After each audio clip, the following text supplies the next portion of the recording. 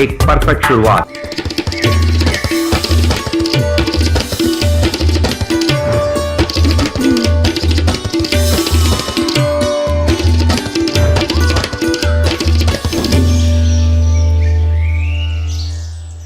नमस्कार, एक नई सुबह की शुरुआत के साथ नया सवेरा का ये बहुत ही खास अंक लेकर हम हाजिर हैं। सोमवार का दिन है, हफ्ते की शुरुआत है, तो इसलिए जोश भी थोड़ा ज्यादा है। अगले 1 घंटे तक आपके साथ रहूंगी मैं, जया सिन्हा और आंचल। शुक्रिया जया। तो साथ ही हम जानेंगे बड़ी खबरें, और बड़ी खबरों की अगर बात करें तो संसद में लगातार गतिरोध जारी है। और आज क्या होने वाला, खास तौर पर राहुल गांधी को जब से जो सजा उनको मिली है उसके बाद उनकी सदस्यता चली गई है, क्या कानूनी विकल्प उनके पास रह जाएंगे और आज कौन कौन से अहम विधायी कार्य, इस पर डालेंगे नजर। बात होगी कारोबार जगत और स्पोर्ट्स जगत से जुड़ी हुई, लेकिन निगाह डालते सबसे पहले टॉप स्टोरीज यानी कि हेडलाइंस पर।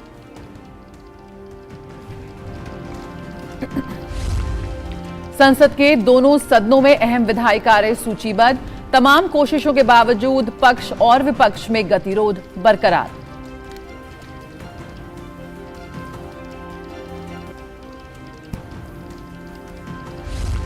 केंद्रीय स्वास्थ्य मंत्रालय ने आज भी राज्यों की बुलाई बैठक में कोरोना और मौसमी इन्फ्लुएंजा से निपटने के लिए की जा रही तैयारियों की होगी समीक्षा।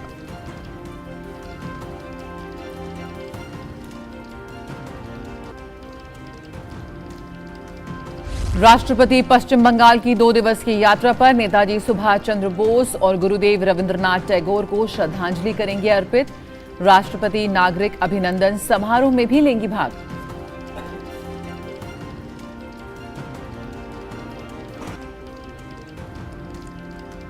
G20 के पर्यावरण और जलवायु स्थिरता कार्य समूह की दूसरी बैठक गांधीनगर में आज से होगी शुरू।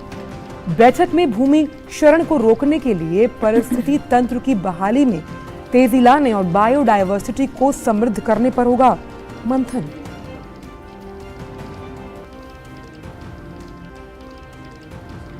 सुप्रीम कोर्ट ईडी के सम्मन के खिलाफ के कविता की याचिका पर करेगा सुनवाई। याचिका में दिल्ली आबकारी नीति घोटाला मामले में ईडी की ओर से जारी सम्मन को दी है चुनौती। साथ ही गिरफ्तारी पर रोक लगाने का भी है अनुरोध।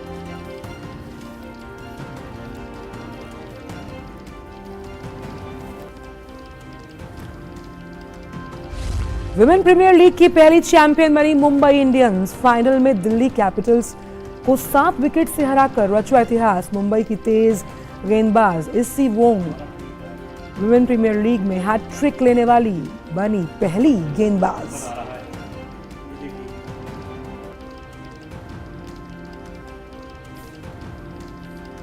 विश्व महिला मुक्केबाजी चैंपियनशिप में भारत ने 4 स्वर्ण जीते। निखत जरीन ने लगातार दूसरा, वहीं लवलीना बोरगोहेन ने पहला स्वर्ण पदक किया हासिल। प्रधानमंत्री ने दोनों महिला मुक्केबाजों को दी बधाई।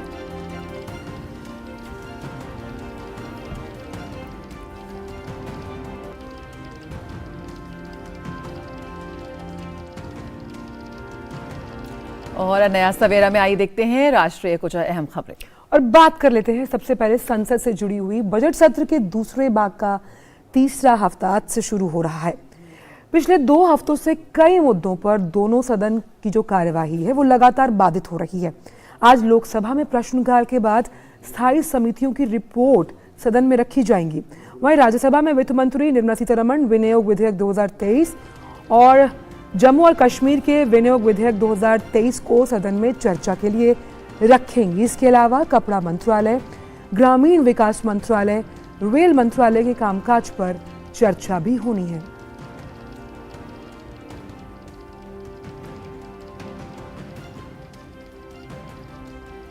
तो संसद के कई अहम विधायी कार्य सूचीबद्ध हैं।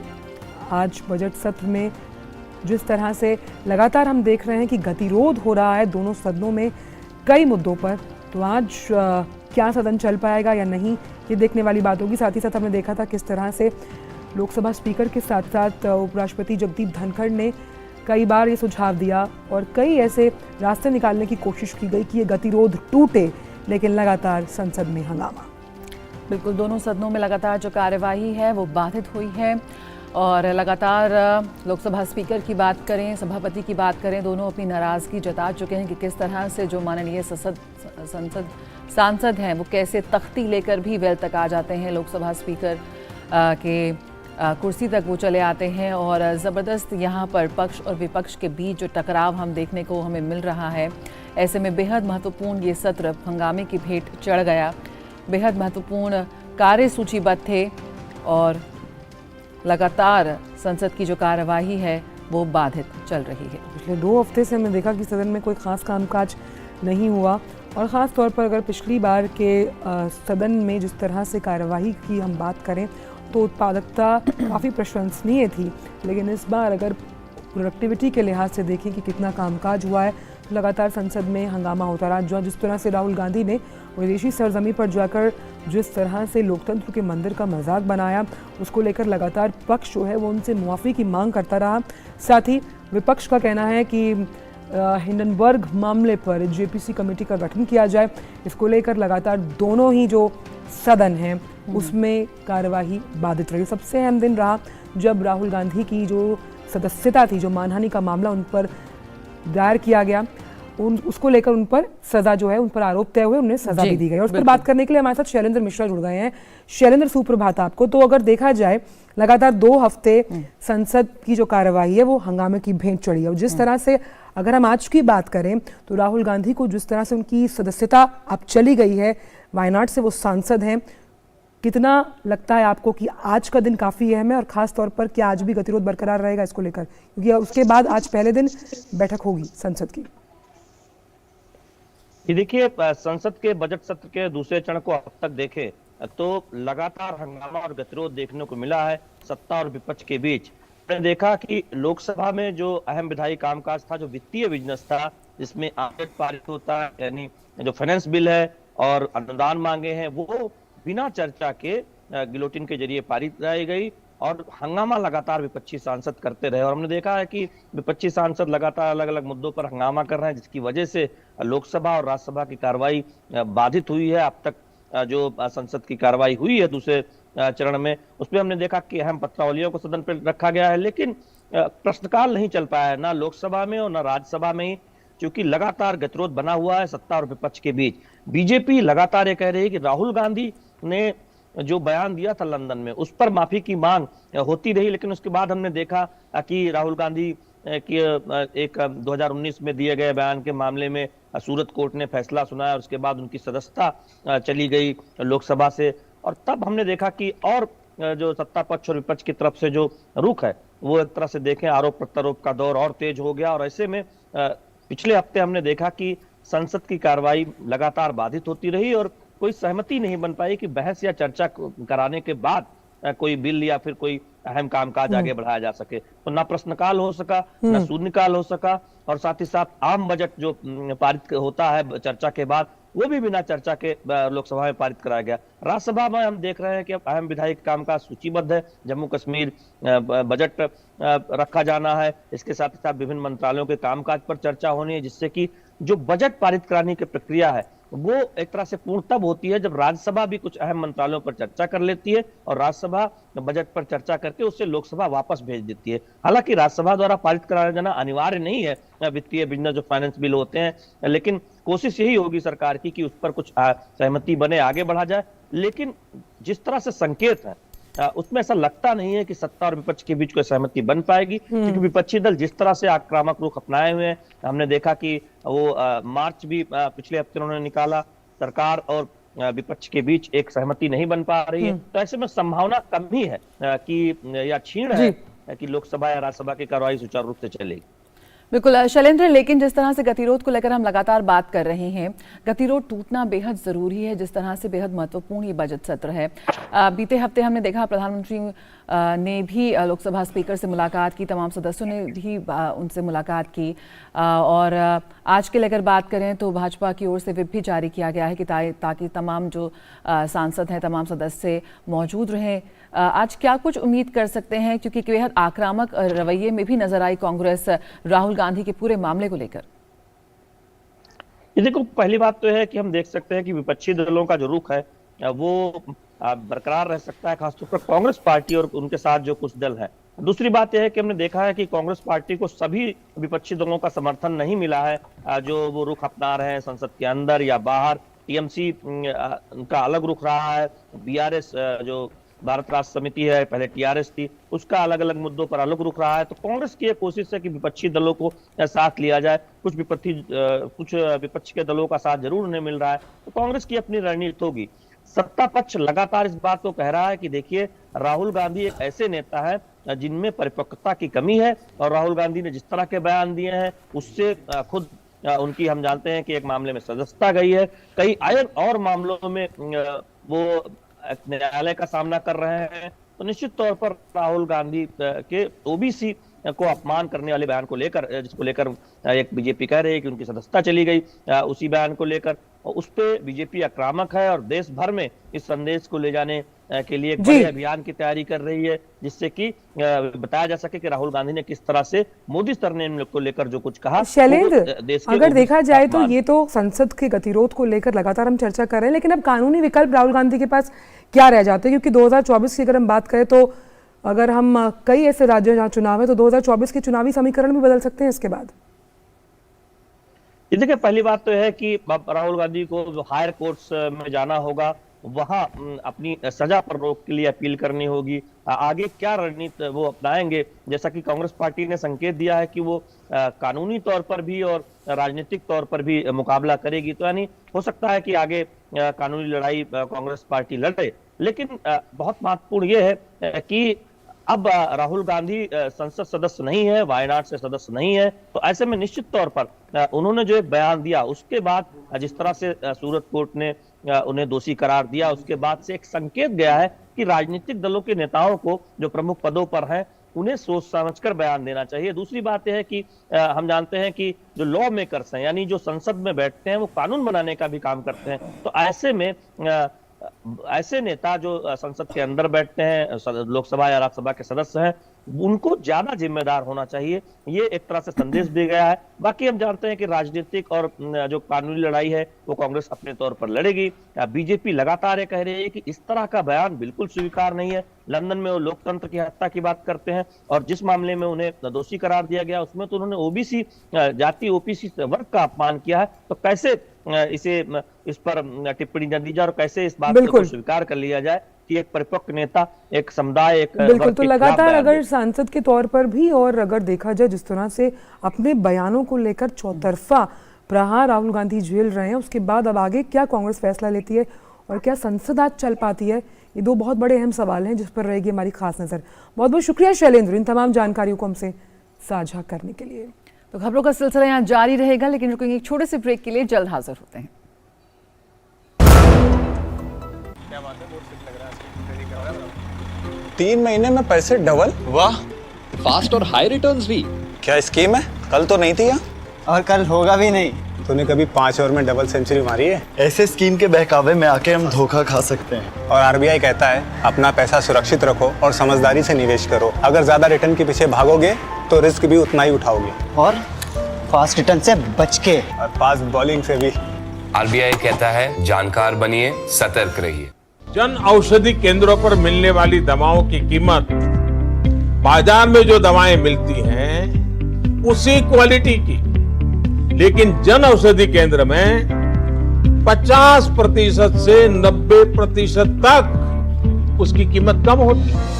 भारतीय जन औषधि परियोजना के अंतर्गत अब तक देश भर में हजारों जन औषधि केंद्र खोले जा चुके हैं, जहां पर 1759 से अधिक दवाइयां और 280 सर्जिकल उपकरण बहुत ही कम कीमतों पर उपलब्ध हैं। अधिक जानकारी के लिए जन औषधि सुगम मोबाइल ऐप को डाउनलोड करें या टोल फ्री नंबर पर कॉल करें। सस्ती एवं उत्तम दवाएं जन औषधि केंद्र से लाएं।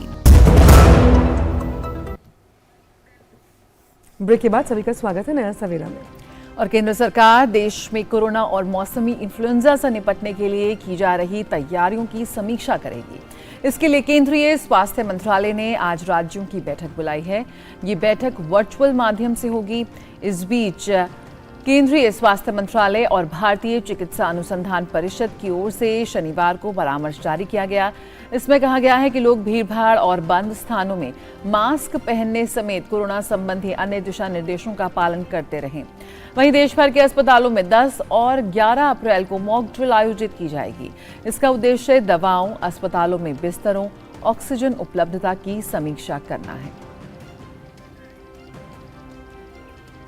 और नितेंद्र सिंह हमारे साथ इस वक्त जुड़ रहे हैं और जानकारी के साथ। नितेंद्र, कोरोना और मौसमी इन्फ्लुएंजा को लेकर इस बार फिर जो चिंता है वो बढ़ रही है। क्या कुछ परामर्श जारी किया गया है? किस तरह के निर्देश जारी किए गए यहाँ पर निवासियों के लिए, जनता के लिए? निश्चित तौर पे देखिए, अगर बीते एक हफ्ते की बात करें तो कोरोना के मामलों में 3 गुना की बढ़ोतरी हुई है। कल भी देखा गया कि 1800 से ज्यादा मामले दर्ज किए एक दिन में, और अब से थोड़ी देर बाद बीते 24 घंटे का डाटा आएगा।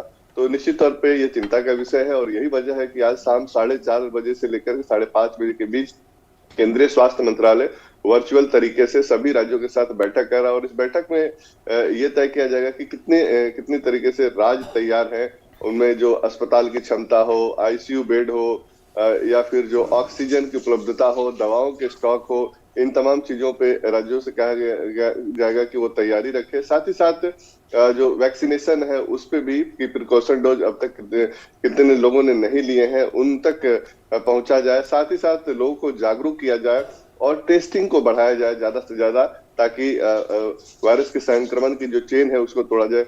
कुछ राज्य हैं जहां सबसे ज्यादा मामले दर्ज किए जा रहे हैं, जिसमें केरल है सबसे ज्यादा, 26% जो टोटल मामले आ रहे हैं उसमें 26% सिर्फ केरल से है, महाराष्ट्र से है, गुजरात से है, तमिलनाडु से है, कर्नाटक से है। तो इन राज्यों पे खासतौर से दक्षिण के जो राज्य हैं उन पर फोकस रहेगा कि ये लोग सर्वेलांस को तेज करें और टेस्टिंग को बढ़ाते हुए मामले को किसी भी तरीके से कम करने की कोशिश की जाए।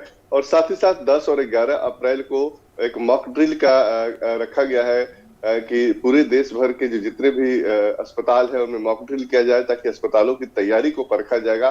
साथ ही साथ लोगों में एक जागरूकता भी बढ़ेगी। और हाल के दिनों में हमने देखा है क्योंकि मौसम में भी बहुत तेजी से बदलाव आ रहा है, बारिश की वजह से मौसम उतार चढ़ाव है, तो जो सीजनल इन्फ्लुएंजा है, चाहे H1N1 हो या फिर जो H3N2 हो या फिर जो नॉर्मल फ्लू का सीजन है, तो उस वजह से भी केस बढ़ रहा है। तो ऐसे में लोगों को भी सतर्क रहने की जरूरत है। जहां भी जाए, अगर भीड़ भाड़ में जा रहे हैं तो मास्क लगाएं, सार्वजनिक बस या किसी जगह पे ट्रेवल कर रहे हैं तो जरूर मास्क लगाएं, और बंद कमरे में भी मास्क लगाएं अगर 5 लोग 6 लोग हैं तो। बहुत अहम बात आप कह रहे हैं नितेंद्र, और साफ तौर पर जो लोगों की बेपरवाही है वो कहीं ना कहीं ख़त्म होनी चाहिए, क्योंकि अभी भी खास तौर पर अगर इन्फ्लुएंजा की बात करें, कोरोना केसेस की बात करें, तो वो अभी भी हैं भारत में। बहुत बहुत शुक्रिया नितेंद्र इन तमाम जानकारियों को हमसे साझा करने के लिए। तो अब लगातार आपसे भी उम्मीद करते हैं कि आप इसका ध्यान रखें और अपने के साथ अपनों का भी। रुक करते अगली खबर का। राष्ट्रपति द्रौपदी मुर्मू आज से पश्चिम बंगाल की 2 दिन की यात्रा पर रहेंगी। राष्ट्रपति कोलकाता में नेताजी भवन में नेताजी सुभाष चंद्र बोस को श्रद्धांजलि अर्पित करेंगी। इसके बाद वो जोरासंको ठाकुरबाड़ी जाकर गुरुदेव रविंद्रनाथ टैगोर को श्रद्धासुमन अर्पित करेंगी। शाम को राष्ट्रपति मुर्मू के सम्मान में नेताजी इंडोर स्टेडियम में नागरिक अभिनंदन समारोह आयोजित किया जाएगा। राष्ट्रपति मंगलवार को बेलूर मठ जाएंगी। वह कोलकाता में यूको बैंक के 80 वर्ष पूरा होने पर आयोजित एक समारोह में भी शिरकत करेंगी।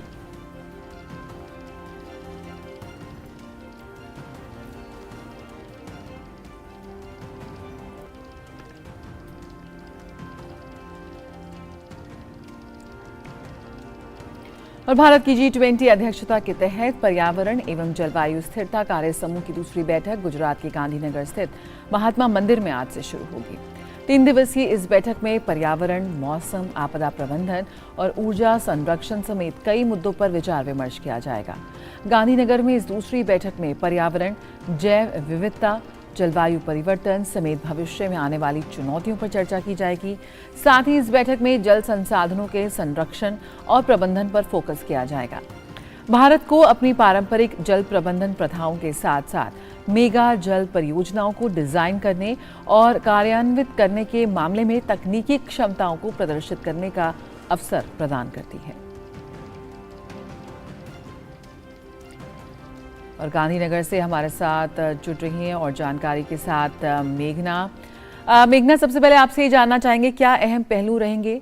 तमाम जो G20 के देश, सदस्य देश इसमें हिस्सा ले रहे हैं, कह सकते हैं कि उनके जो तमाम प्रयास हैं उनको यहाँ पर एक प्रोत्साहन देते हुए, और कैसे भारत अपनी जो पारंपरिक जल संरक्षण की नीतियाँ हैं उसको भी यहाँ पर एक उदाहरण के तौर पर पेश कर सकता है?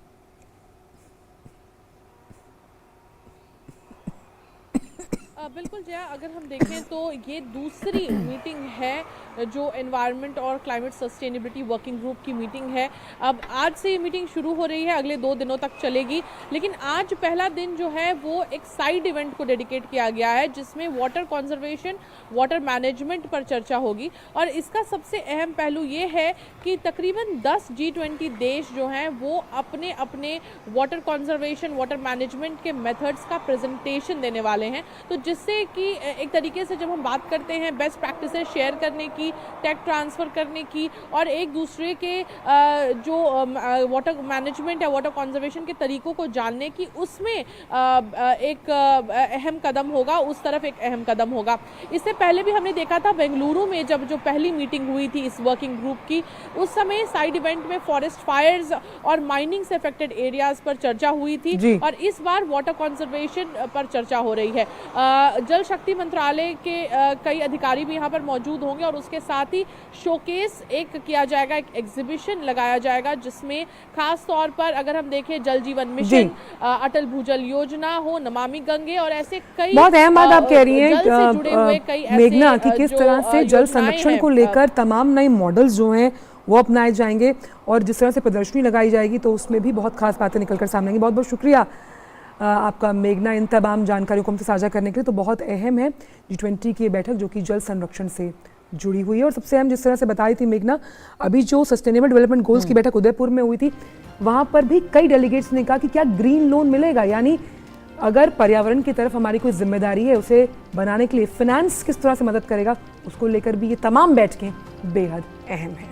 खबरों में आगे बढ़ें तो आंध्र प्रदेश के विशाखापत्तनम में कल से 2 दिनों के लिए G20 इंफ्रास्ट्रक्चर वर्किंग ग्रुप की दूसरी बैठक आयोजित की जा रही है। दूसरी बैठक का विषय कल के शहरों का वित्त पोषण समावेशी, लचीला और टिकाऊ रखा गया है। इस बैठक में भविष्य के शहरों के निर्माण की दिशा में होने वाले निवेश को बढ़ावा देने और समग्र विकास के लक्ष्यों को हासिल करने पर ध्यान दिया जाएगा। सभी सदस्य देश अपने अनुभवों को साझा करेंगे, साथ ही सामूहिक भागीदारी पर भी मंथन करेंगे। ये 2 दिवसीय बैठक भारत की वार्षिक G20 अध्यक्षता का एक हिस्सा होगी जो सितंबर में नई दिल्ली में शिखर स्तरीय बैठक के साथ समाप्त होगी। पहली G20 इंफ्रास्ट्रक्चर वर्किंग ग्रुप की बैठक पुणे में जनवरी में आयोजित की गई थी। केंद्रीय इलेक्ट्रॉनिक्स और IT राज्य मंत्री राजीव चंद्रशेखर विशाखापत्तनम में एक प्रेस वार्ता को संबोधित भी करेंगे। और इसी बड़ी खबर पर बात करने के लिए हमारे साथ हमारे संवाददाता चंद्रशेखर जुड़ रहे हैं। चंद्रशेखर, सुप्रभात आपको। तो G20 की इंफ्रास्ट्रक्चर पे बैठक हालांकि कल शुरू होगी, लेकिन मेरा सवाल आपसे ये है कि किस तरह से इंफ्रास्ट्रक्चर को मजबूत करने के लिए तमाम जो देश जो इसमें भाग ले रहे हैं वो अपने मॉडल्स को साझा करेंगे ताकि आने वाली स्मार्ट सिटीज को और स्मार्ट किया जा सके। देखिए, ये जो बैठक है इसका मूल उद्देश्य यही है कि जो भविष्य के जो शहर होने वाले हैं या कल के जो शहर होने वाले हैं उनका ढांचा किस प्रकार से होगा, उनका आर्ट एंड क्राफ्ट किस प्रकार से होगा, उसका मास्टर प्लान किस प्रकार से होगा और कैसे सभी देश मिलकर के अपने आइडियाज यहाँ पर रखेंगे, अपने अनुभवों को यहाँ पर रखेंगे, शेयर करेंगे और ये देखा जाएगा कि विकसित और विकासशील देशों के बीच में जो मॉडल है उसको कैसे आगे के भविष्य के शहरों में इसको यूज किया जा सकता है, क्योंकि हर देश के पास अपना एक अनुभव है और हर देश के पास अपनी एक तकनीक है शहरों को डेवलप करने के और उसमें इन्वेस्टमेंट किस प्रकार से देशों के बीच में आपसी समझदारी से और समग्र विकास के लक्ष्यों को हासिल करने के लिए हो सकता है, उसकी प्लानिंग यहाँ पर हो सकती है। जो भविष्य के शहर होंगे, जैसे कि पुणे में भी जब मीटिंग हुई थी तब उसमें भी इन चीजों पर डिस्कस हुआ था और निश्चित तौर पर जब ये डिस्कशन जो पहली मीटिंग है उसका जो निचोड़ निकला होगा उससे उसका ही ये कंटिन्यू प्रोसेस अब आज यहाँ से शुरू हो रहा है और ये 30-29 तारीख तक ये चलेगा। तो इस दौरान ये भी देखा जाएगा कि किस प्रकार से जो भविष्य के शहर है वो ग्रीन जो बिल्डिंग्स हैं वो वहां पर हो, जो ऊर्जा के जो संसाधन है वो स्वयं जो शहर है, शहर की जो बिल्डिंग है, इमारतें हैं वो रख सके। मैं कहना चाहता हूँ कि जो वेस्ट टू इलेक्ट्रिक है वो यहाँ पर हो सकता है, सोलर जो एनर्जी है उसका यूज यहाँ पर हो सकता है। तो शहर किस प्रकार से आधुनिक बने और कितनी ज्यादा वो सुविधा उसमें इंफ्रास्ट्रक्चर निभा सकता है, उसके डेवलपमेंट को लेकर के उसमें FDI किस प्रकार से आ सकता है, या आपसी शहर आपसी जो देश है वो शहरों के निर्माण में किस प्रकार से एक दूसरे की सहायता कर सकते हैं, उसको लेकर के यहाँ पर मीटिंग होगी। प्रेजेंटेशंस भी काफी सारी होंगी और ऐसा माना जा रहा है कि न केवल सदस्य देश बल्कि जो कुछ और कंट्रीज के जो सदस्य हैं वो भी यहाँ पर आ सकते हैं। जिस प्रकार से पुणे में भी 8 जो देश हैं उन्होंने गेस्ट कंट्रीज के रूप में यहाँ पर शिरकत की थी, तो तकरीबन ऐसा अनुमान लगाया जा रहा है कि शायद 40 कंट्रीज के लोग यहाँ पर जो डेलीगेट्स हैं वो यहाँ पर आ सकते हैं, वो एक्सपर्ट यहाँ पर आ सकते हैं और अपने जो अनुभव है उनको यहाँ पर साझा कर सकते हैं और भविष्य के शहरों के लिए स्ट्रेटेजी जो है वो एक सामूहिक रूप से वो बना सकते हैं। बिल्कुल चंद्रशेखर, अगर हम भविष्य के शहरों की बात करते हैं तो तमाम ऐसी चीज़ें हैं, चुनौतियां हैं जो सामने आती है। बढ़ती आबादी की बात करें, बढ़ते डिमांड्स या फिर बढ़ते दबाव की बात करें जो इस वक्त भी हम कई शहरों पे देखते हैं, जो जहां पर जो बड़े मेट्रो सिटीज़ हैं, अगर हम मुंबई, दिल्ली, बैंगलोर की बात करें, जो इस आबादी की जो डिमांड्स हैं, रोज़गार सृजन की बात करें या फिर बेहतर एक क्वालिटी ऑफ लाइफ की बात करें, तमाम ऐसी चीज़ें हैं जिन पर आपको लगता है कि एक सामूहिक भागीदारी को लेकर चर्चा हो सकती है और किस तरह भारत इस पूरी चर्चा में एक नेतृत्व की भूमिका में ले सकता है, किस तरह के एक सर्विस प्रोवाइडर या सॉल्यूशंस यहां पर ऑफर कर सकता है? देखिए, भारत के पास अपने कई अनुभव हैं और वो अनुभवों का वो लाभ जो है इस मीटिंग के दौरान भी देखने को मिल सकता है और भारत इसमें कई प्रकार से जितनी भी अपनी प्रेजेंटेशन के दौरान ये भी कोशिश कर रहा है कि जो सक्सेस उन्होंने अपने हर फील्ड में ली है, चाहे वो एसडीजी गोल हो, उस पर भी भारत ने जिस प्रकार से वक्त से समय से पहले यानी कि 2030 से पहले अपने जो गोल्स को हासिल किया है उसको लेकर के जिस प्रकार से वो अपने अनुभवों को साझा कर रहा है, उसी प्रकार से भारत अपने जो अनुभव हैं नए शहरों के निर्माण को लेकर के और इंफ्रास्ट्रक्चर डेवलपमेंट को लेकर के, क्योंकि भारत में आप अगर देखें पिछले 7 सालों में जिस प्रकार से तेजी आई है इंफ्रास्ट्रक्चर डेवलपमेंट को लेकर के और नई तकनीकों का इजाद से किया जा रहा है और इस्तेमाल किया जा रहा है, न केवल वेस्ट को उसमें यूज किया जा रहा है बल्कि जो नई और तकनीकें हो सकती हैं सुविधाओं को लेकर के, समय की दूरी को पाटने को लेकर के, वो जो इस प्रकार से भारत ने अपने एक मॉडल इजाद किए हैं वो भी भारत यहाँ पर रखेगा लोगों के सामने, जितने भी डेलीगेट्स आएंगे उनके सामने, और उनके भी कुछ अनुभव यानी कि जो विकासशील देश हैं वहां पर भी किस प्रकार से भारत की भूमिका हो सकती है या फिर विकसित देशों के अंदर भी कुछ ऐसी प्लानिंग हो सकती है जिसमें भारत अपने अनुभवों को उनको दे सकता है। क्योंकि आप मान के चलिए जैसे कि कई सारे एसडीजी गोल हैं जैसे कि स्वच्छ भारत हो या फिर जल जीवन मिशन हो, इन चीजों को जो डिस्कस किया जा रहा है अभी भी, तो ये चीजें भी अभी भी का बड़ा केंद्र बनी हुई हैं विदेशी जो सरजमी है वहां पर उनके नागरिकों के लिए। तो इसलिए चंद्रशेखर, भारत को पूरी दुनिया एक सोल्यूशन प्रोवाइडर और फैसिलिटेटर के तौर पर देखती है। बहुत बहुत शुक्रिया आपसे, कल भी चर्चा रहेगी इस पूरी खबर पर, लेकिन फिलहाल इन तमाम जानकारी को साझा करने के लिए बहुत बहुत शुक्रिया। बिल्कुल, इंफ्रास्ट्रक्चर की बात करें तो इस वक्त पूरे देश में युद्ध स्तर पर काम हो रहा है, किस तरह से हमारी 3 टायर 2 टायर सिटीज़ को हम डेवलप कर रहे हैं स्मार्ट सिटीज़ में, और उसी की एक वानगी इस बैठक में भी हमें देखने को मिल सकती है। यहाँ रुकूंगी एक छोटे से ब्रेक के लिए, जल्द हाजिर होते हैं।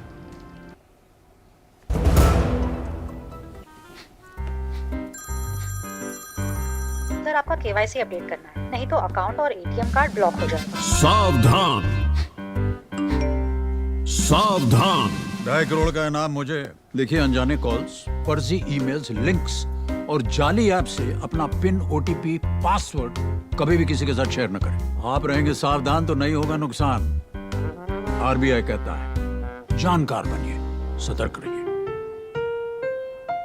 जन औषधि केंद्रों पर मिलने वाली दवाओं की कीमत बाजार में जो दवाएं मिलती हैं उसी क्वालिटी की, लेकिन जन औषधि केंद्र में 50% से 90% तक उसकी कीमत कम होती है। भारतीय जन औषधि परियोजना के अंतर्गत अब तक देश भर में हजारों जन औषधि केंद्र खोले जा चुके हैं, जहां पर 1759 से अधिक दवाइयां और 280 सर्जिकल उपकरण बहुत ही कम कीमतों पर उपलब्ध हैं। अधिक जानकारी के लिए जन औषधि सुगम मोबाइल ऐप को डाउनलोड करें या टोल फ्री नंबर पर कॉल करें। सस्ती एवं उत्तम दवाएं जन औषधि केंद्र से लाएं। ब्रेक के बाद स्वागत है, आप देख रहे हैं नया सवेरा। और अब बात करते हैं मन की बात को लेकर। प्रधानमंत्री नरेंद्र मोदी का जनता से सीधा संवाद। डीडी न्यूज़ पर हर महीने की आखिरी रविवार को मन की बात कार्यक्रम के जरिए करोड़ों लोगों से सीधे जुड़ते हैं प्रधानमंत्री नरेंद्र मोदी। 3 अक्टूबर 2014 को पहली बार प्रधानमंत्री ने जनता से मन की बात साझा की थी। अप्रैल में 100वीं कड़ी के साथ ये सिलसिला जारी रहेगा। हम आपको दिखा रहे हैं कुछ चुनिंदा अंश। प्रधानमंत्री नरेंद्र मोदी ने 30 अक्टूबर 2016 को प्रसारित कड़ी में हमारे सैनिकों को और उनकी जो देशभक्ति है उसको लेकर नमन किया था। आइए सुनते हैं।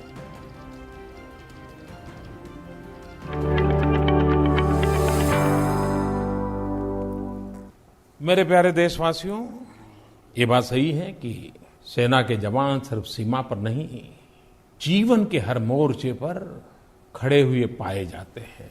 प्राकृतिक आपदा हो, कभी कानूनी व्यवस्था के संकट हो, कभी दुश्मनों से भिड़ना हो, कभी गलत राह पर चल पड़े नौजवानों को वापस लाने के लिए साहस दिखाना हो, हमारे जवान जिंदगी के हर मोड़ पर राष्ट्र भावना से प्रेरित होकर के काम करते रहते हैं।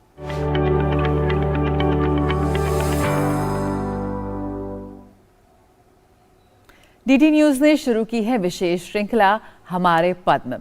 आज हम आपको बता रहे हैं छत्तीसगढ़ की प्रसिद्ध पंडवानी गायिका उषा बारले की, जो कि महज 7 साल की उम्र से 45 साल से पंडवानी गायन के क्षेत्र में रमी हुई हैं। छत्तीसगढ़ की पंडवानी और उषा बारले जैसी लोक गायिका इस तरह के लोक कलाओं को यानी पंडवानी को देश विदेशों तक ख्याति दिला रही हैं। अपने इस विशेष योगदान के लिए उषा बारले ने हासिल किया है पद्मश्री का सम्मान।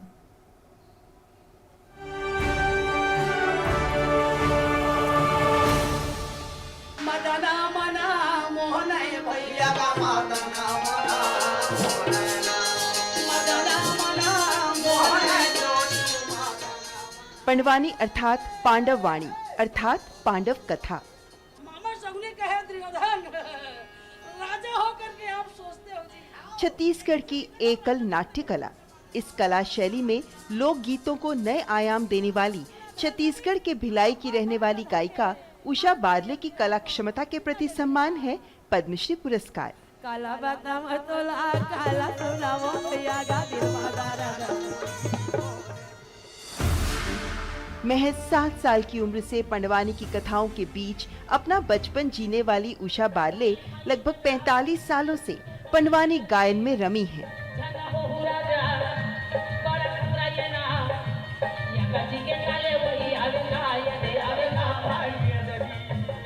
और न केवल भारत के विभिन्न प्रदेशों में बल्कि ब्रिटेन, अमेरिका समेत 12 से अधिक देशों में अपनी प्रस्तुति के माध्यम से पंडवानी विधा के रंग बिखेर चुकी हैं। महाभारत की जो कहानी पात्र है, छोटे छोटे कहानी को हम लोग अपने सुर संगीत में पिरो के स्वर से गा रहे हैं, तो पांडव की कथा है करके उसको पंडवानी कह दिए। संघर्ष और गरीबी झेलते हुए भी उषा बारले ने कला का साथ नहीं छोड़ा। पिता उन्हें कलाकार नहीं बनाना चाहते थे, उन्हें रोकने के लिए कुएं में भी फेंक दिया, लेकिन उन्होंने हार नहीं मानी। 8 साल की उम्र से ही बड़े मंच पर प्रस्तुति देने लगी। पंडवानी के अलावा अनेक लोक विधाओं में पारंगत उषा बारले गिरोधपुरी धाम में 6 बार स्वर्ण पदक से सम्मानित, मिनी माता सम्मान, भुइयां सम्मान, चक्रधर सम्मान, मालवा सम्मान समेत करीब 2000 से अधिक सम्मान हासिल कर चुकी हैं। मोर पिताजी कलाकारी से नाचत रही से, तो मोर पिताजी ला बहुत तकलीफ मिले कलाकारी में, तो मोर बेटी कलाकार बने करके ना मोर पिताजी के मन में रही से नहीं माने, पिताजी के बात नहीं माने। मोर पिताजी गुस्सा होकर कुआं में डाल दिस। ओकर बाद जो पाड़ा पड़ोस के मन देखी तो फिर कुआं से निकालिस। निकाले के बाद फिर मोर पिताजी ला 2-4 शब्दों मन गाली दिस, डांटिस, अरे आप ऐसे क्यों कर रहे हो भाई। छत्तीसगढ़ की प्रधान तथा देवर जातियों की गायन परंपरा है पंडवानी, जिसे कभी भी कहीं भी आयोजित कर सकते हैं। कभी कभी कई रातों तक पंडवानी लगातार चलती रहती है। पंडवानी गायक तंबूरे को हाथ में लेकर कहानी प्रस्तुत करते हैं। तंबूरा कभी भीम की गदा तो कभी अर्जुन का धनुष बन जाता है और रोचक प्रश्नों के द्वारा कथा को आगे बढ़ाया जाता है।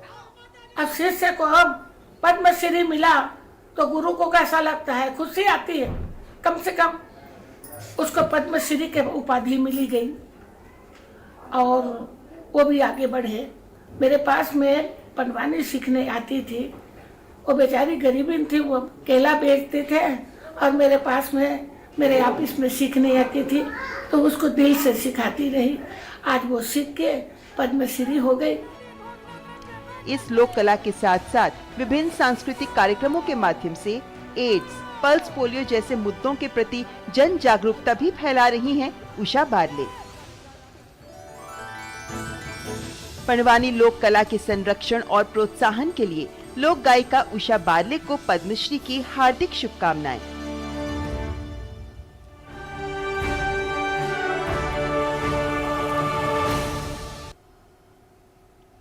तो तमाम कठिनाइयों को पार करते हुए ये कलाकार जुटे हैं कला के संरक्षण के लिए। और आइए अब देश से जुड़ी अन्य खबरों पर फटाफट डालते हैं एक नजर।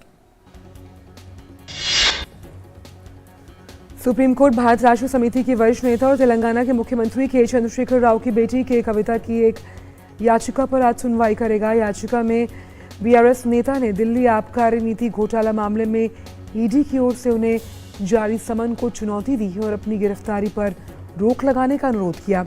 कविता की याचिका पर जस्टिस अजय रस्तोगी और जस्टिस बेलायम त्रिवेदी की पीठ सुनवाई करेगी। सुप्रीम कोर्ट आज बिल्किस बानो गैंगरेप मामले में 11 दोषियों की रिहाई को चुनौती देने वाली याचिकाओं पर सुनवाई करेगी, जिसमें 2002 के गुजरात दंगों के दौरान उसके परिवार के 7 सदस्यों की हत्या भी शामिल है।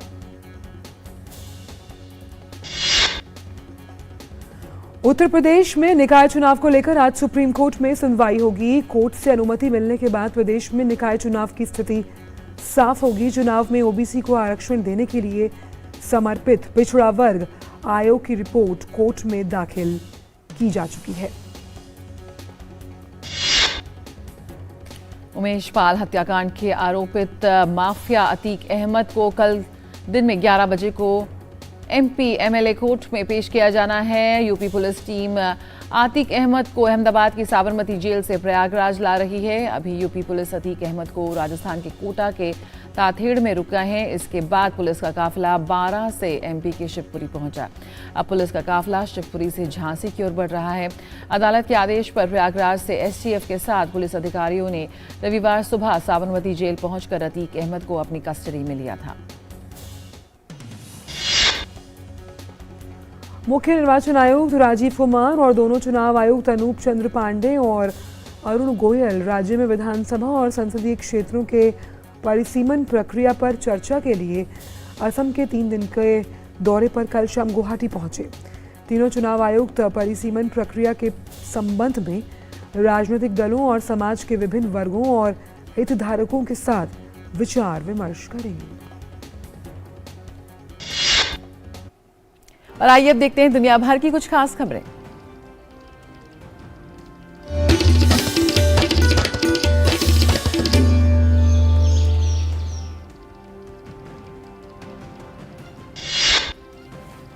तेज रफ्तार के साथ जानते हैं वर्ल्ड रैप, और वर्ल्ड रैप में बात करते हैं सबसे पहले मिसिसिपी की। अमेरिकी राज्य मिसिसिपी में शुक्रवार को आए शक्तिशाली तूफान में मरने वालों की संख्या 2 दर्जन से अधिक। मिसिसिपी इमरजेंसी मैनेजमेंट एजेंसी ने तूफान के बाद ड्रोन फुटेज जारी कर मलबे के बीच तबाह हुए घरों की स्थिति को दिखाया। राष्ट्रीय मौसम सेवा ने मिसिसिपी में हुई तबाही के आकलन के लिए टीमों को तैनात किया और मिसिसिपी में राष्ट्रीय मौसम सेवा के अनुसार तूफान लगभग 1 घंटे तक जमीन पर रहा और लगभग 170 मील लंबा रास्ता काट दिया। अंतर्राष्ट्रीय परमाणु ऊर्जा एजेंसी के महानिदेशक राफेल मारियानो ग्रांसी आज यूक्रेन के दौरे पर हैं। आईएईए प्रमुख अपनी टीम के साथ से यूरोप के सबसे बड़े परमाणु ऊर्जा संयंत्र ज़ापोरिज़िया परमाणु ऊर्जा संयंत्र की स्थिति का आकलन करेंगे। आईएईए प्रमुख यूक्रेन और रूस में चल रहे सैन्य संघर्ष के दौरान परमाणु ऊर्जा संयंत्रों को बचाने की तत्काल आवश्यकता पर भी उन्होंने जोर दिया। उनके अनुसार 7 महीने के साइट पर मौजूद होने के बावजूद ज़ापोरिज़िया परमाणु ऊर्जा संयंत्र की स्थिति अभी भी अनिश्चित बनी हुई है। जर्मनी में देश के 2 सबसे बड़े परिवहन संघों द्वारा एक दिवसीय राष्ट्रव्यापी हड़ताल की जा रही है। वर्डी सर्विस वर्कर्स यूनियन और ईवीजी यूनियन के अगुवाई में ये हड़ताल की जा रही है। कर्मचारी देश में बढ़ती महंगाई के खिलाफ विरोध प्रदर्शन कर रहे हैं। वहीं हड़ताल को देखते हुए जर्मन रेल ऑपरेटर डाइचे बाहन ने घोषणा की कि आज लंबी दूरी की कोई भी ट्रेन नहीं चलेगी और कई ट्रेनों को रद्द किए जाने की घोषणा भी की गई। इसके साथ ही जर्मनी के सबसे व्यस्त एयरपोर्ट फ्रैंकफर्ट एयरपोर्ट ने आज के लिए सभी उड़ानें रद्द कर दी। उत्तर कोरिया ने आज तड़के पूर्वी सागर की ओर 2 बैलिस्टिक मिसाइल दागी। दक्षिण कोरिया के जॉइंट चीफ्स ऑफ स्टाफ ने कहा कि सेना मिसाइल की उड़ान दूरी और एपुजी सहित संबंधित विवरणों का विश्लेषण कर रही है। उत्तर कोरिया ने ये बैलिस्टिक मिसाइल का परीक्षण ऐसे समय में किया जब उत्तर कोरिया और अमेरिका ने 5 साल में अब तक का सबसे बड़ा संयुक्त सैन्य अभ्यास गुरुवार को पूरा किया। उत्तर कोरिया ने दक्षिण कोरिया और अमेरिका के सैन्य अभ्यास का कड़ा विरोध किया है। जापान के प्रधानमंत्री कार्यालय ने भी मिसाइल लॉन्च की पुष्टि की। जापान के पीएम के कार्यालय ने एक ट्वीट में कहा कि उत्तर कोरिया ने एक संदिग्ध बैलिस्टिक मिसाइल लॉन्च की। अधिक जानकारी अभी आना बाकी है। वहीं पिछले हफ्ते उत्तर कोरिया ने पानी के नीचे परमाणु सक्षम हमले ड्रोन का परीक्षण किया था। इजराइल के प्रधानमंत्री बेंजामिन नेतन्याहू ने अपने रक्षा मंत्री योआव गैलेंट को कल मंत्रिमंडल से बर्खास्त कर दिया। दरअसल योआव गैलेंट ने शनिवार को नेतन्याहू से आग्रह किया था कि वे इजरायली न्यायपालिका में प्रस्तावित अमूलचूल परिवर्तन को रोक दें। इस बात पर दोनों में टकराव की स्थिति बन गई थी। इजराइल के रक्षा मंत्री को बर्खास्त करने के बाद यरूशलेम और तेल अवीव में हजारों की संख्या में प्रदर्शनकारी सड़कों पर आ गए। पाकिस्तान के अपदस्थ प्रधानमंत्री इमरान खान ने कल देश को आर्थिक संकट से निकालने के लिए तहरीक-ए-इंसाफ पार्टी का 10 सूत्रीय खाका पेश किया। इमरान खान ने प्रस्ताव लाहौर में एक भव्य जनसभा के दौरान रखा। वहीं मीनारे पाकिस्तान पर कल आयोजित जनसभा में इमरान ने देश की सत्तारूढ़ पार्टी को अलग अलग मोर्चों पर संकट का सामना कर रहे पाकिस्तान को उबारने की योजना पेश करने को लेकर चुनौती भी दे डाली। और खबरों का सिलसिला जारी रहेगा नया सवेरा में, लेकिन यहाँ रुकेंगे एक छोटे से ब्रेक के लिए। हमारा डेजर्ट आ गया पर हमारी चैंपियन नहीं आई अब तक। बिल भरने के पहले तो आएगी ना। सो गर्ल्स, क्या हो रहा है? बिल हो रहा है। चल अपना कार्ड दे। पिन दे। आरबीआई कहता है अपना पिन, ओटीपी, सीवीवी या इंटरनेट बैंकिंग पासवर्ड किसी को ना दे। ऑनलाइन बैंकिंग सिर्फ अपने ही कंप्यूटर, मोबाइल और सिक्योर नेटवर्क से करें। हाँ, ये खाने की चैंपियनशिप थी क्या? आरबीआई कहता है जानकार बनिए, सतर्क रहिए। माय डियर, पहले हाथ धो ले, फिर जी भर के खा ले छोले। Thank you. Hand wash reminder by your hand ambassador Sachin Tendulkar का हाथ। सेवलॉन स्वस्थ इंडिया मिशन।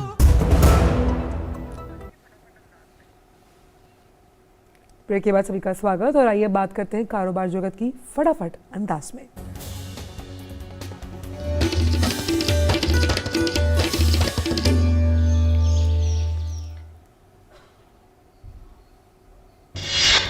ट्विटर पर गोल्डन टिक के लिए कंपनियों को हर महीने $1,000 यानी करीब 82,000 रुपए चुकाना होगा। ट्विटर 1 अप्रैल से अपने लेगेसी वेरिफिकेशन प्रोग्राम को खत्म करना शुरू कर देगा। इसके तहत कंपनी यूजर्स के अकाउंट से ब्लू टिक हटाना शुरू कर देगी। इसका असर सीधे यूजर की जेब पर पड़ेगा। भारतीय शेयर बाजार में इस हफ्ते भी काफी उतार चढ़ाव देखने को मिल सकते हैं। एनालिस्ट की माने तो डेरिवेटिव कॉन्ट्रैक्ट्स की मंथली एक्सपायरी के बीच कम कारोबारी सेशन वाले इस हफ्ते में वैश्विक संकेतों और विदेशी फंड्स की एक्टिविटीज भी मार्केट के परसेप्शन को प्रभावित करेंगी। कच्चे तेल की कीमत, रुपए का उतार चढ़ाव मार्केट की दिशा को तय करने में अहम भूमिका निभाएगा। वहीं इस गुरुवार यानी 30 मार्च को रामनवमी के अवसर पर बाजार बंद रहेगा। मेटा का मैसेजिंग प्लेटफॉर्म व्हाट्सएप कथित तौर पर ऑडियो चैट्स नामक एक नए फीचर पर कर रहा है काम। ये फीचर एंड्रॉइड पर एप्लीकेशन के भविष्य के अपडेट में बातचीत के दौरान होगा उपलब्ध। चैट हेडर में एक नया वेव फॉर्म आइकन जोड़ा जाएगा जिससे यूजर्स ऑडियो चैट शुरू कर सकेंगे। साथ ही यूजर्स को चालू कॉल समाप्त करने के लिए एक लाल बटन दिखाई देगा। सरकार ने सिगरेट और पान मसाला जैसे तंबाकू उत्पादों पर लगाए जाने वाले जीएसटी क्षतिपूर्ति उपकर की अधिकतम दर की सीमा तय कर दी है। ये सीमा वित्त विधेयक में किए गए 75 संशोधनों में से एक है, जिससे 24 मार्च को लोकसभा से पारित किया गया था। मुआवजा उपकर को उनके खुदरा बिक्री मूल्य की अधिकतम दर से जोड़ा गया। फोन निर्माता कंपनी एप्पल ने आईफोन 14 और 14 प्लस को पीले रंग की फिनिश में लाई है। लोगों को पसंद आ रहा है आईफोन का ये रंग। इन दोनों फोन्स को येलो कलर में खरीदा जा सकेगा। येलो के अलावा ये फोन 5 कलर वेरिएंट में आते हैं, जिसमें ब्लू, मिडनाइट, पर्पल, स्टारलाइट और रेड कलर में भी इसे खरीदा जा सकता है। और अब खबरें खेल जगत से।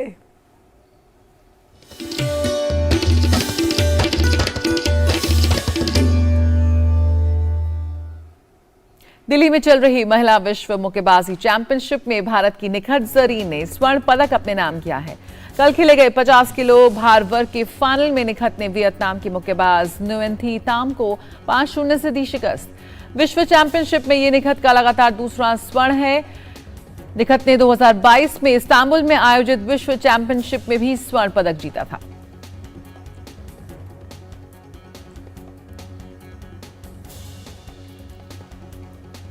वहीं भारत की लवलीना बोर्गोहेन ने महिला विश्व मुक्केबाजी में स्वर्ण पदक जीत लिया। लवलीना ने 75 किलो वर्ग के फाइनल में ऑस्ट्रेलिया की कैथलीन पार्कर को 5-2 से शिकस्त दी।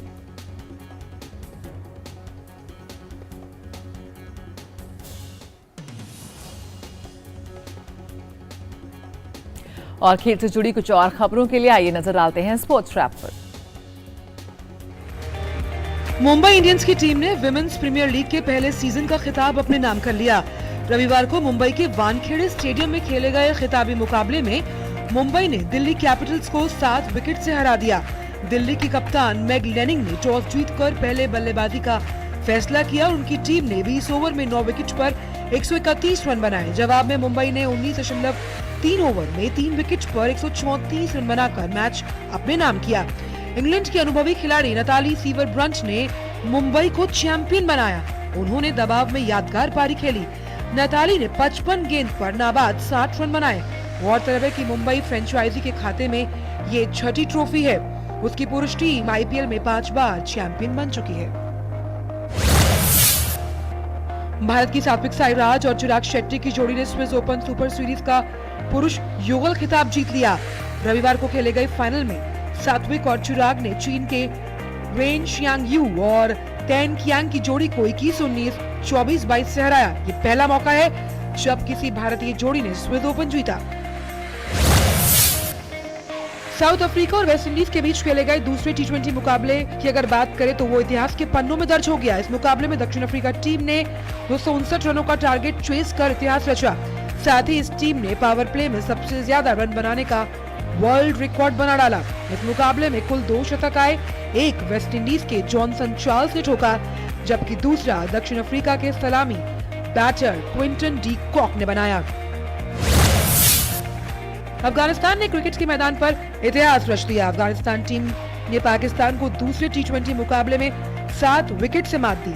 फजल हक फारूकी रहे मैच के हीरो। इसके साथ ही 3 मैचों की टी20 सीरीज में 2-0 की अजय बढ़त भी हासिल कर ली। गौरतलब है कि इस सीरीज से पहले अफगानिस्तान ने पाकिस्तान के खिलाफ कोई इंटरनेशनल मैच नहीं जीता था। दुनिया के नंबर 1 खिलाड़ी कार्लोस अल्काराज ने दुसान लाजोविच को हराकर मियामी ओपन के अंतिम 16 में प्रवेश कर लिया।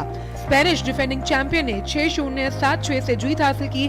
गौरतलब है कि अल्काराज ने इस साल 17 में से 16 मैच जीते और अपने पिछले 2 टूर्नामेंट्स में एक भी सेट नहीं गंवाया। अब उन्हें रैंकिंग में शीर्ष पर बने रहने के लिए खिताब जीतने की जरूरत। Sports desk, TD news. और आइए अब नजर डालते हैं सिने जगत से जुड़ी कुछ खबरों पर।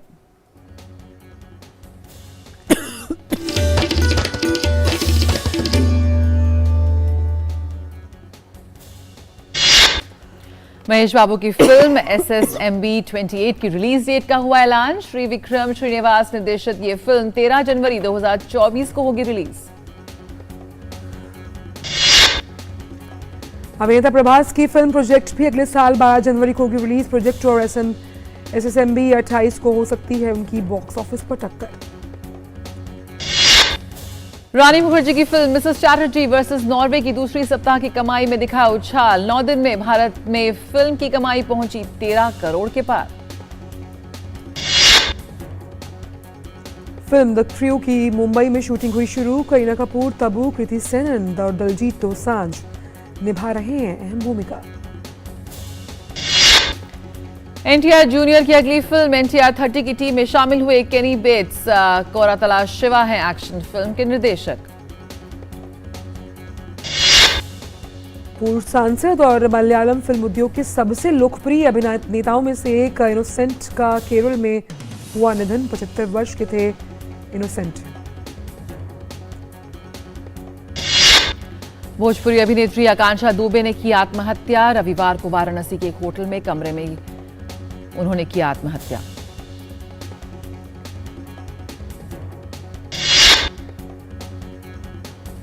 और आज चैत्र नवरात्र का छठा दिन है। दुर्गा पूजा के छठे दिन भी पूर्वप्रथम कलश और देवी के स्वरूप मां कात्यायनी की पूजा की जाती है। पूजा की विधि शुरू करने पर हाथों में सुगंधित पुष्प लेकर देवी को प्रणाम कर देवी के मंत्र का ध्यान करना चाहिए।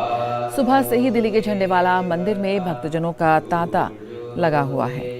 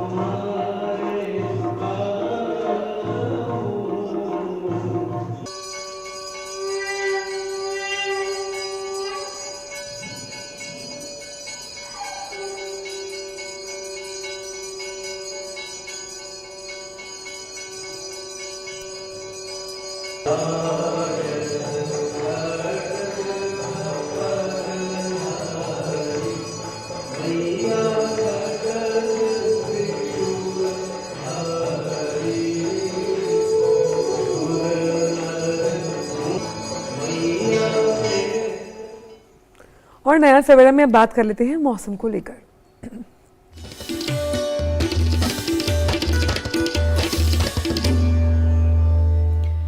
मिजाज मौसम में देश भर के मौसम पर नजर डालें तो अरुणाचल प्रदेश, असम, मेघालय के कुछ एक हिस्सों में भारी वर्षा का अनुमान, तो वहीं पर उड़ीसा, गैंगेटिक, पश्चिम बंगाल, झारखंड, असम, मेघालय, नागालैंड, मणिपुर, मिजोरम, त्रिपुरा में तेज हवाओं के चलने का अनुमान, साथ ही साथ तेज बारिश का भी अनुमान। बात करें अरुणाचल प्रदेश, कोस्टल आंध्र प्रदेश, यनम, तेलंगाना, केरल, माहे, तमिलनाडु, पुडुचेरी और कराईकल में भी बिजली के साथ तेज हवाएं और बारिश की संभावना। और आइए अब विभिन्न शहरों के तापमान पर डाल लेते हैं नजर।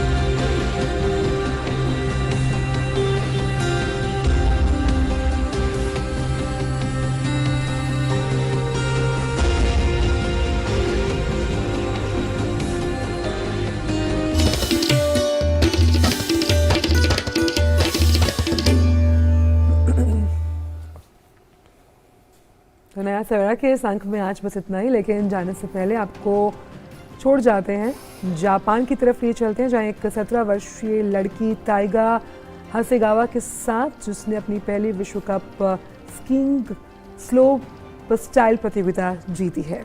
तो आप देखिए इस खूबसूरत वीडियो को और हमें दीजिए इजाजत। नया सवेरा लेकर कल फिर हाजिर होंगे, तब तक के लिए नमस्कार। नमस्कार।